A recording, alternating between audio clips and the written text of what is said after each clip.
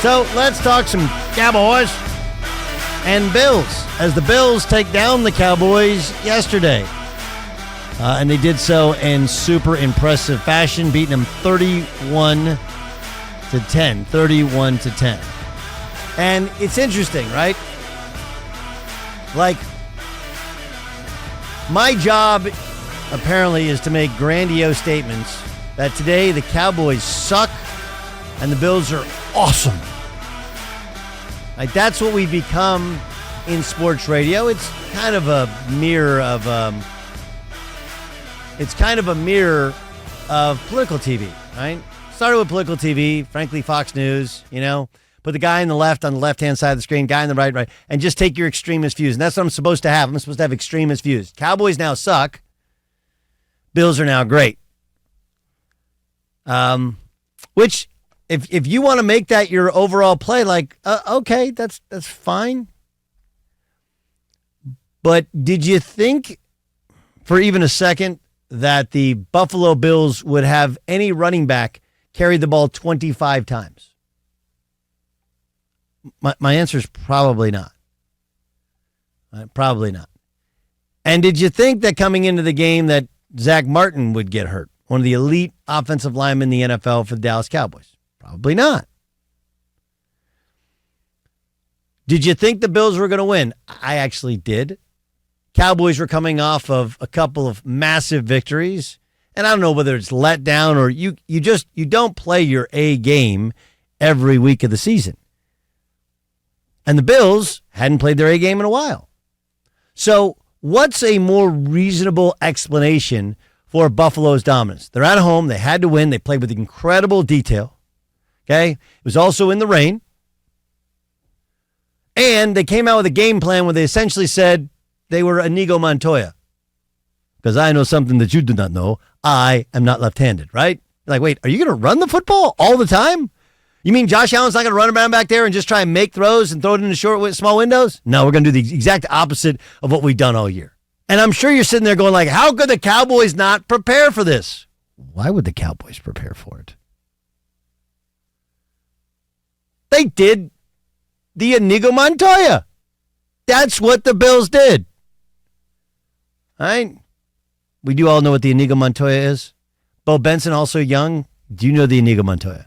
I mean, I know it's from The Princess Bride. Princess Bride. The entire context, yes. Princess Bride. Remember is it the very first scene in Princess Bride? No, it's the second scene, because the first scene is the grandpa coming over to what's the kid's name? He's not a kid now, but he was in the Wonder Years, and he's sick. Ben Savage? Huh? Is it Ben or Fred Savage? Fred Savage. Fred Savage, I think. Ben, Fred, I don't have your mic there. Fred was in the Wonder Years. Yes, Ben was in Fred. Boy Meets World. Fred Savage. So Fred Savage is sick. His grandpa comes over to read him a book. He opens up the book. It's The Princess Bride. And I think the first scene is cut to this swashbuckling, sword-bearing man who's tracking somebody down. And after climbing some impossible cliff, he meets up with another amazing swordsman, whatever you want to call it. I thought you were going to say wizard. You looked like you had a wand in your hand. And he's fighting, and he says, and they're fighting back and forth. And he's like, "Why are you smiling?" He's like, "Because I know something that you do not know." What is that? That I am not left-handed. But that's how the Bills played. Josh Allen threw for 95 yards. He completed 7 passes. 7. Sorry, that's my Friends. I got caught in Friends. If you know that reference, you know the show Friends very well.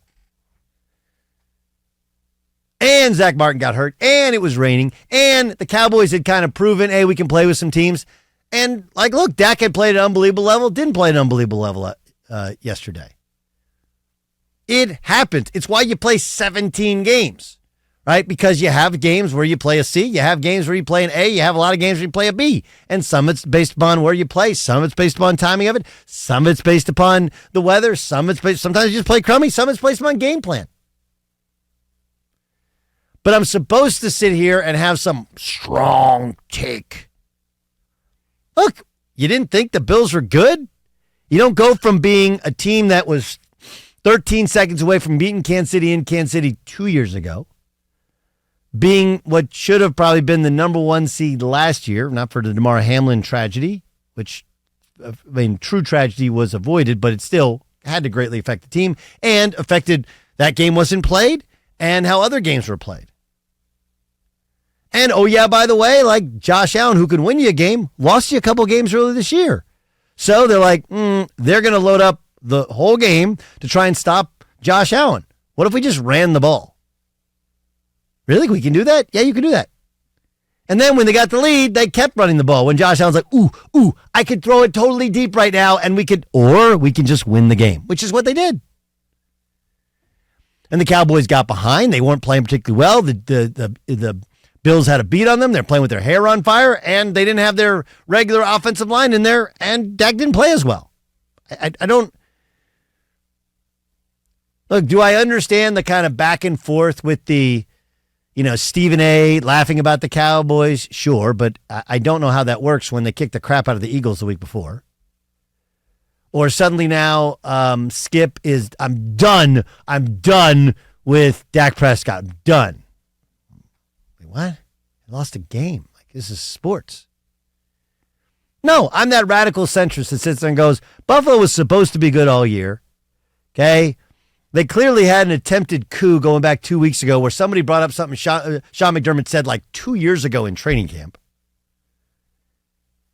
They're starting to play better, and they told Josh Allen, like, hey, dude, sometimes we don't need you to win a game, so try not to lose a game for us. And it worked. Is that hard to understand? Am I the only reasonable person in sports? Or do I have to come out with some stomping the desk sort of thing telling you that the Cowboys, of course the Cowboys are going to lose in the playoffs. You know why? Because they're the Cowboys. But like, are you couldn't be surprised the Bills are good, are you? They've been good for several years. Josh Allen is legit good. They're a legit talented team. Sean McDermott's been pretty good. I can tell you there's like a 4 or 5 year track record there of success under McDermott and a 3-year track record with Josh Allen. So yeah, for the time being, they figured it out, but that doesn't mean they're cured. Right? That's like taking some Mucinex and all of a sudden things start opening up. Doesn't mean you're cured. I wanted to get Mucinex in. I don't know why. It's one of my favorite names for any product going right there. And just because the Cowboys lost doesn't mean they stink, but it does prove a little bit of what Cam Newton said, right? When you lose Zach Martin, suddenly you're not nearly as good a quarterback when you're under a lot more duress. And he looked a lot more like a trailer than he did a truck. I know it's supposed to mean all these much bigger, grandiose things. I know I'm supposed to take some gigantic hot take and tell you how bad the Cowboys suck and tell you how the Bills are now fixed. But the Bills decided to play left-handed to win a game, which is smart. That's the old Bill Belichick way. Whatever it takes to win this football game, then next week we'll do whatever it takes to win that football game. We're not going to, the old football mentality is we're going to do what we do, and if we do it well, we win. No. Let's just run the football and get out of Dodge with a win. And that's what they did. That's my take. Yes, Dan Byer. Aren't you waiting for the Cowboys to validate? Isn't that what the Cowboys haters will say? Is you've wanted them to validate that win last week by going on the road and winning this game? Like, isn't that so? If you're a Cowboys hater, it's obviously prime time today. But we've now had in the last 3 weeks, we've had the Eagles beat the Bills, who beat the Cowboys, who beat the Eagles. So that, we've got this triangle of and honestly, I don't think any of the outcomes are that surprising. But I do think that every time we want Dallas to be different, they aren't. Correct. Yeah. And like, again, if we're fair, let me read you the teams the Dallas Cowboys have beaten this year. You ready? Yep. New York Giants, the Jets without Aaron Rodgers, Zach Wilson's first start. Hey, the Patriots, the Chargers, the Rams, the Giants, the Panthers, the Commanders, the Seahawks, and then they beat the Eagles. They've beaten one good team all year. It's like, just pay attention to this stuff. I'm like, look, and I said about the Eagles, I thought the Eagles were really good last year, but last year the Eagles had this type of schedule where they didn't play anybody. Okay, it's all about level competition. Now the Cowboys have the Dolphins on the road, right? on Christmas Eve. Dolphins were another team last year as well. They were bum slayers for a while. Right. Yeah. Right. So, I mean, like, look, there is something to beating the teams you're better than, taking care of business. And most of those were no doubters. And they probably should have beaten the Eagles in Philadelphia, which I think would have validated everything else had they done it. But they couldn't score. They got down to the 6-yard line, and then they had a couple of penalties, and then it was kind of a mess at the end of that game. But yeah, I think my problem is we do this thing where we hyper focus on one team or the next, and we do it for big games. Like, give Nick Saban 2 weeks to prepare, and he's going to be. The other guy gets 2 weeks to prepare as well, right? It's not like they go like, whoa, Nick Saban's got 2 weeks. We should just cancel this game, right? That's not how it works. So I think there's a lot of specific things to it. But you're right. You would like one time the Cowboys to go like, yeah, not only we beat the Eagles last week, but now we beat the Bills, and then we're going to go kick the crap out of the Dolphins. That's just not the reality. This team's not that good, and they had an injury, and I thought the Bills played well, and they played left-handed. They played different than they played the whole rest of the year. Yeah, Josh Allen didn't have 100 yards passing yesterday. Completed 7 balls. And what is also crazy about this is the Bills conversation now, because we can point to Dallas and say Dallas hasn't done it. I think Buffalo has in these last 3 weeks. That loss to Philadelphia was in overtime, where they did score in overtime. They just ended up kicking a field goal and allowed the Eagles to go down and score. You have the win against the Chiefs, offsides or not, you still win that game. And then you carry that momentum, which is something seemingly that Dallas was unable to do.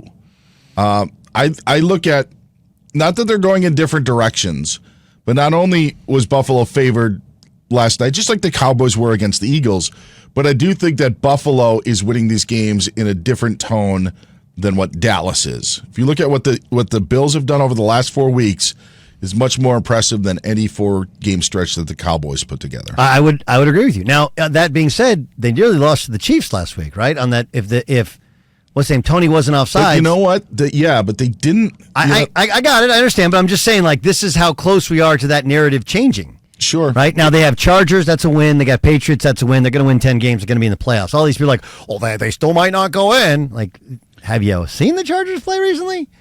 Right? Yeah.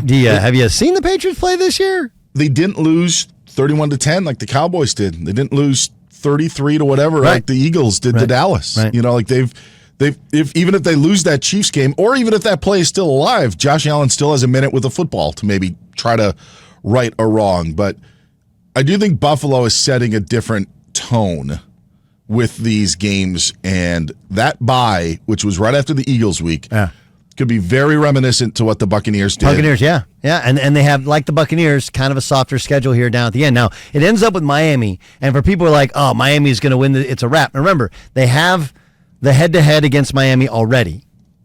Okay, they play in Miami for the last game of the year. And before you go, wait a second. So Miami has Cowboys at home. Then they go to the Ravens. Right? Then they have the Bills at home. All Miami has to do, what do they got to do? Win. They got to win 2, right? They have a 2-game lead. If they win 1, they could tie. But if they tie, that means Buffalo. They got to win 2. If they split with Buffalo, the Dolphins' division record is better because the Bills lost to the Patriots. So the Bills... And that's one of those that's going to go down as the upset of the year.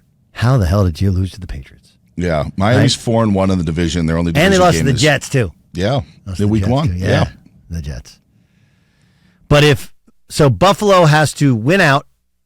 If they win out, and the Dolphins drop any of these next, that means they would drop the last game. One of the but next they'd two? have to drop one of the next 2. That'd be fascinating. So that, by the way, that will tell you if anybody will play their guys that last week of the season. Sure. Too. If Miami wins the next 2 games, they're not playing anybody in that last game of the year, nor should they. So ends up being super, super interesting.